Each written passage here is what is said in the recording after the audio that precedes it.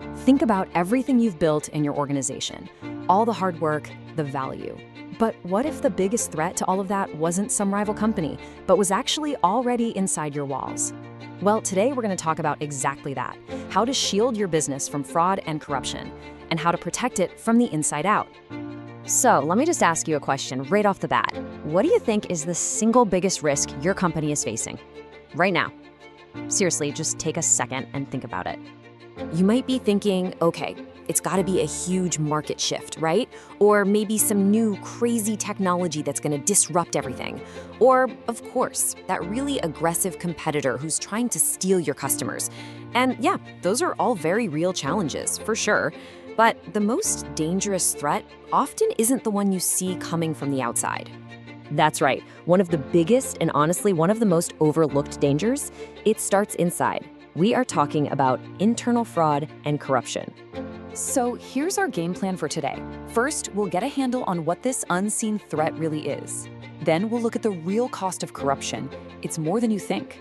We'll see how a company's defenses can crack with a quick example. After that, we'll get practical and talk about how to actually forge your organization's shield. And finally, we'll see how all of this is really about one thing: building trust. All right, let's dive into our first section, the unseen internal threat. Because, before you can build a solid defense, you have to know exactly what you're up against. And here's what it all boils down to. Fraud risk isn't about someone making an honest mistake. The key word here is intentional. It's deliberate deception on purpose by people on the inside that can absolutely wreck an organization, both financially and in terms of its reputation. And that damage, it goes way beyond just the money that gets stolen. So let's move on and look at how the problem gets bigger. The cost of corruption is about so much more than just the cash. Now check this out. On one side, you have the financial costs, right? That's the obvious stuff. The money that's gone, plus any fines you might have to pay. But look at the other side, the reputational costs. Man, that can be way worse. You lose your client's trust. Your entire brand takes a massive hit. And what about your own team? Employee morale just plummets, and suddenly you have a culture of suspicion instead of collaboration. So how does something like this even happen in the day-to-day grind?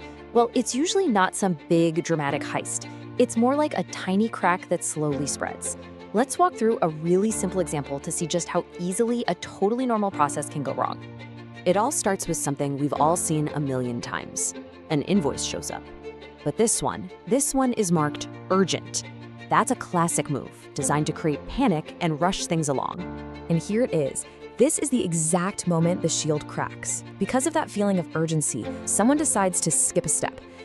Those normal checks and balances, the very things put in place to stop this exact situation, they get ignored in the name of speed. And once those controls are out of the picture, the door is just wide open. The payment goes through, but surprise, it's not going to the vendor. Nope. It's been diverted to a fake account that the fraudster controls. And the worst part? By the time anyone even notices that something's wrong, and we could be talking days, maybe even weeks later, that money is long gone. It's scary how simple it is, right? One tiny flaw gets exploited, and the consequences are huge. And that is exactly why we need a better shield. Okay, I know that little story can be pretty unsettling, but here's the good news. These cracks are absolutely preventable. So let's flip the script and focus on the solution. How do we forge a shield that's actually strong enough to handle these kinds of threats? A really strong defense is built on three main pillars. Pillar one, stronger internal controls. This is the practical stuff, like making sure the person who approves a payment can't be the same person who actually makes the payment. It's called segregation of duties. Pillar two, active monitoring.